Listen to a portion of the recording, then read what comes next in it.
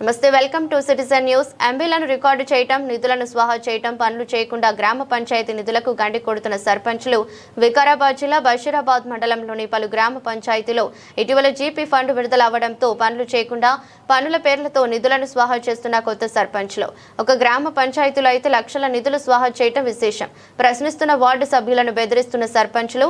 కొంతమంది వార్డు సభ్యులకు తెలియకుండానే నిధులను గండి కొడుతున్న సర్పంచ్లు.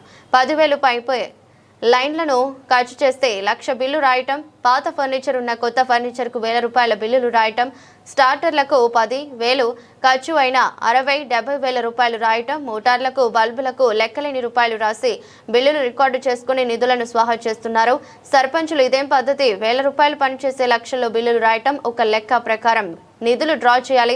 ఒక లెక్క ప్రకారం పనిచేసిన దానికి తగ్గట్టు ఎంబీలో రికార్డులు చూయించుకోవాలి. కానీ అడ్డగోలుగా ఇలా రికార్డు చేయడం పద్ధతి కాదని ప్రశ్నిస్తున్న కొంతమంది సామాన్య ప్రజలు. వార్డు మెంబర్లకు పొంతనలేని సమాధానాలు ఇస్తున్న సర్పంచ్లు, కార్యదర్శులు. ఇదిలా ఉండగా పాత సర్పంచ్, కొత్త సర్పంచ్లకు కూడా వార్ కొనసాగుతుంది. మేము సర్పంచ్గా ఉన్న పీరియడ్లో బిల్లు వచ్చినాయి, నేనే ఫస్ట్ తీసుకుంటా అని సర్పంచ్లు అంటే వారి మామ ఆధ్వర్యంలో జరిగిందని మరికొంత సర్పంచ్లు అంటూ ఒకరినొకరు దూషించుకోవటం జరుగుతోంది. అయితే ప్రజలు సర్పంచులకు అడిగే హక్కు ప్రజలకు ఉంటుంది. గ్రామంలో సరైన పరిపాలన జరగకుంటే పై అధికారులకు కూడా ఫిర్యాదు చేసే హక్కు ప్రజలకు ఉంటుంది.